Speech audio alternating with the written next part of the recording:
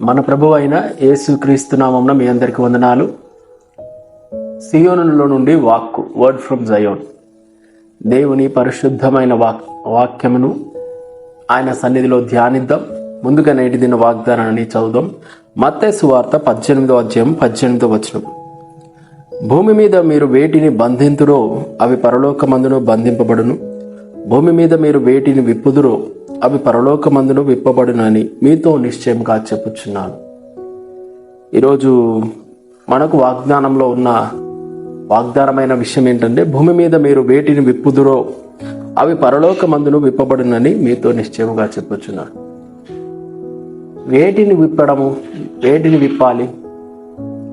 మనము భూమి మీద వేటిని విప్పాలి? అవి పరలోకమందు కూడా విప్పబడతాయా? అసలు ఏం చెప్తున్నారు ఇక్కడ? చాలాసార్లు మనము దీన్ని దేనికి ఆపాదించామంటే, ఒక వ్యక్తి, ఒక సేవకుడు లేదా ఒక విశ్వాసి దెయ్యాల విషయము, భూతాల విషయం వాటిని వదిలిగొడుతున్నప్పుడు చెప్తుంటారు ప్రాముఖ్యం కదా, నేను యేసునామమున బంధిస్తున్నా, యేసునామమున విడుదల చేస్తున్నా, విప్పుతున్నా. అయితే ప్రాముఖ్యంగా ఇక్కడ రాయబడినటువంటి సందర్భం ఏంటంటే, ఆ పైన సహోదరుల గురించి చెప్తూ, నీ సహోదరుడు ఒకవేళ నీకు తప్పు చేశాడనుకో, ఆ సహోదరుడి దగ్గరికి వెళ్ళి, ఒరే నువ్వు తప్పు చేస్తున్నావు, ఒంటరిగా ఉన్నప్పుడు మొదటిగా వెళ్ళి నువ్వు తప్పు చేస్తున్నావు, ఇలా తప్పిపోయావు అని చెప్పాలంట. వాడు వినలేదు. తర్వాత ఒక 2-3 సాక్షులను తీసుకుపోయి, చూడరా వీళ్ళు కూడా చూశారు నువ్వు ఇట్లా తప్పిపోవడం, ఆ మాట విను అని చెప్పాలి. వాడు అప్పటికీ వినలేదనుకోండి, మూడోసారి ఏం చేయాలంటే సంఘాన్ని తీసుకొని వెళ్ళాలి. దేవుని విశ్వాసులను బడిన సంఘాన్ని తీసుకుని వెళ్ళి, అయ్యా నువ్వు చేస్తుంది తప్పు, ఇప్పటికైనా మార్చుకో అని చెప్పాలి. అప్పటికి మార్చుకోకపోతే వాడిని ఇంకా అన్యుడిగా, ఇక వీడికి మాకు సంబంధం లేదన్నట్లుగా అన్యుడిగా భావించాలి అని చెప్పుకుంటూ వస్తూ, దాని కింద ఈ వాక్యం రాయించారు ప్రభువు. ఏమని ఈ మాటలు చెప్పారు యేసు ప్రభు వారు? ఏమనంటే, మీరు దేన్ని విప్పుతారో, దేన్ని బంధిస్తారో అది పరలోకమందు బంధింపబడుతుంది, దేన్ని విప్పుతారో అది పరలోకమందు కూడా విప్పబడుతుంది అని చెప్పారు. ఆలోచించారా? ఇది కేవలము ఏ సాతాన్నో దెయ్యాన్నో బంధించడానికి, విప్పడానికి మాత్రమే రాయబడలేదు. ఇది రాయబడిన ఉద్దేశం, సందర్భం ఏమిటి తెలుసా? సంఘానికి దేవుడు ఒక హక్కును, ఒక అధికారాన్ని ఇచ్చాడు. ఏమని?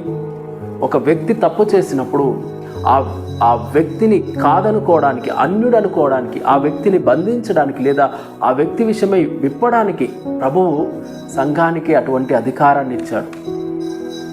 మీకు దీన్ని మూల భాషలోకి మనం వెళ్తే, ఇక్కడ విప్పడము, బంధించడం అని రాసింది, కానీ అక్కడ ఫర్బిడ్ లేదా పర్మిట్ అనే పదాలు దానికి సూచిస్తుంటాయి. అంటే దాని అర్థం ఏంటంటే, ఫర్బిడ్ అంటే ఒక వ్యక్తిని కంప్లీట్గా, ఒక దాన్ని కంప్లీట్గా మంది కాదు అనుకోవడం. పర్మిట్ అంటే మరలా కలుసుకోవడానికి వాటికి అనుమతినివ్వడం. సో సంఘానికి ఒక వ్యక్తి మరలా చేర్చబడడానికి అనుమతి ఉంది. ఒక వ్యక్తి, ఈ వ్యక్తి దేవుని విషయమై తప్పిపోయాడు లేదా దేవుని విషయమై ఈ వ్యక్తిని అన్యుడిగా ఎంచుకోగలిగినటువంటి హక్కు కూడా ఉంది. ప్రభువారు ఎందుకు ఇటువంటి అధికారం ఇచ్చారు తెలుసా? ఈ రోజుల్లో సంఘంలో ఒకరి మధ్య ఒకరికి విభేదాలు వచ్చినప్పుడు కోర్టులకు ఎక్కుతున్నారు, పోలీసులను ఆశ్రయిస్తున్నారు.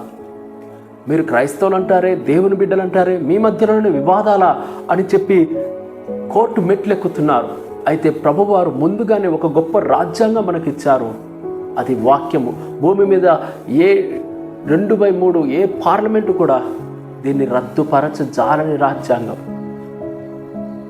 ఇటువంటి విషయాన్ని దేవుడు మనకు ఎందుకు ఇచ్చాడంటే, తన నీతిని సంఘములో నిత్యము స్థాపింపబడినట్లుగా. మీకు గుర్తుందా? పౌలు గారు కొరింథీ సంఘానికి రాస్తూ, ఒకానొక వ్యక్తి చెయ్యకూడని భయంకరమైన పాపం చేశాడు.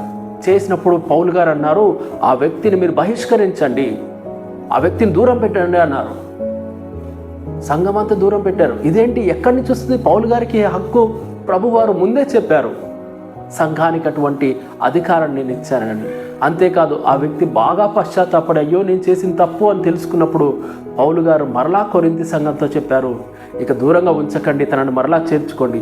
తనను అన్యునిగా ఎంచడానికి, మరలా చేర్చుకోవడానికి, విప్పడానికి, బంధించడానికి దేవుడు అధికారాన్ని అనుగ్రహించాడు. సో మన జీవితంలో ఆయా సమయాల్లో నలిగిపోతుంటాం, అనుకుంటాం కదా, ఏంటి ఎలాగున్నా సరే ఈ వ్యక్తిని భరిస్తూ ఉండాలి, లేదా ఎలా ఉన్నా సరే ఈ వ్యక్తి విషయంలో నేను ఆత్మీయతలో పడిపోతున్నా సరే అలాగే కొనసాగేలేమో అని కొంతమంది ఆయా స్నేహాలను విడిచిపెట్టకుండా ప్రభు చెప్పాడు కదా కలిసి ఉండాలి తప్పదు కదా అని అనుకుంటుంటారు. లేదు, ప్రభు వారు వాక్య విషయమైన సరి అయిన రాజ్యాంగాన్ని మనకిచ్చారు. దాని ప్రకారం విప్పడానికి, బంధించడానికి అధికారం మనకిచ్చారు.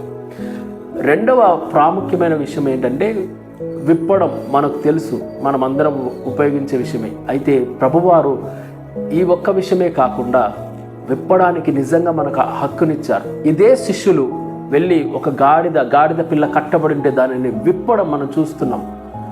వాళ్ళు విప్పుతున్నప్పుడు వచ్చి అడిగారు, ఎందుకు విప్పుతున్నారు, దాని కట్లను ఎందుకు విప్పుతున్నారంటే, ఇది ప్రభువునకు కావలసి ఉన్నది. ఏ వ్యక్తి అయినా ఇదిగో చీకటి చేతో, లోకము చేతో కట్టబడి ఉన్నప్పుడు వారిని విప్పుటకు ప్రభువు మనకు హక్కును, అధికారాన్ని, శక్తిని అనుగ్రహించారు. ఎవరైనా అడిగితే ఏం చెప్పాలి తెలుసా? ఏ సాతానైనా ఏ అధికారంతో విప్పుతున్నాం అంటే నజరేయుడైన యేసు నామములో విప్పుతున్నామని చెప్పగలిగే స్థితిని, అధికారాన్ని ప్రభు మనకిచ్చారు. ఉపవాసము గురించి యెషయా గ్రంథంలో రాయబడుతూ కూడా అదే అన్నారు.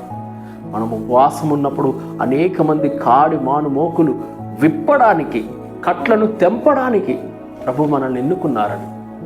వినండి, సంఘ విషయాల్లో, నీ సహోదరుని విషయంలో నీవు చేయగలిగిన అధికారాన్ని, అంతేకాదు ఒక వ్యక్తి, బయట ఉన్న వ్యక్తి తను పట్టబడినప్పుడు, బంధింపబడినప్పుడు తనను విడిపించడానికి, విప్పడానికి, బంధించడానికి హక్కు, ఇటువంటివన్నీ ప్రభు మనకు కల్పించారు. మనము వాక్యములోని రాజ్యాంగము తెలియక అనేక మార్లు ఆయా సమయాల్లో విచిత్రంగా ప్రవర్తిస్తున్నాం కదా. దయచేసి ఈరోజు నుంచి మనం వాక్యాన్ని మరింతగా తెలుసుకుందాం. దేవుడు మనకు ఏమేమి ఇచ్చాడో తెలుసుకొనడానికే మనకి జీవితం సరిపోదు. అటువంటి అనేకమైన విషయాలు మనం తెలుసుకుంటూ అట్టి రీతిగా మనం ముందుకు వెళ్దాం. ప్రార్థన. స్తుతులకు పాత్రుడా యేసయ్యా, అయ్యా, మా మధ్యలో సహోదరులు తప్పు చేసినప్పుడు వారి విషయంలో ఎలాగో ప్రవర్తించాలో తెలియక అందరిలాగానే కోర్టులెక్కాం నాయనా. ఇదిగో నీ నామమునకు దూషణ తెచ్చామేమో. మరలా వారు వస్తున్నప్పుడు క్షమించలేక మరలా నిన్ను గాయపరచాం. ఎవరిని చేర్చుకోవాలో, ఎవరిని అన్యునిగా భావించాలో, దేనిని విప్పాలో, దేనిని కట్టాలో ప్రభువా తెలియని వారిగా ఉంటుండగా ఆయన తెలియజేస్తున్నందుకు స్తోత్రములు. అంతేకాదు ప్రభువా, బంధింపబడిన వారిని, కట్లలో ఉన్నవారిని, చెరలో ఉన్నవారిని విడిపించడానికి, విప్పడానికి నీవు గొప్ప అధికారాన్ని సంఘానికి ఇచ్చావని, అట్టి రీతిగా మేము ముందు కొనసాగే కృప దయచేయమని, బిడ్డలందరినీ దీవించమని, ఇట్టి పనిని, ఇట్టి బాధ్యతను, ఇట్టి హక్కును ప్రభువా ప్రతి బిడ్డ తన ప్రతి విశ్వాస జీవితంలో కలిగి ఉండి నడవడానికి సహాయం చేయమని యేసునామమున ప్రార్థిస్తున్నాం తండ్రి. ఆమేన్. సియోనులో నుండి దేవుడు మన అందరినీ దీవించును గాక. ఆమేన్. అందరికీ వందనాలు.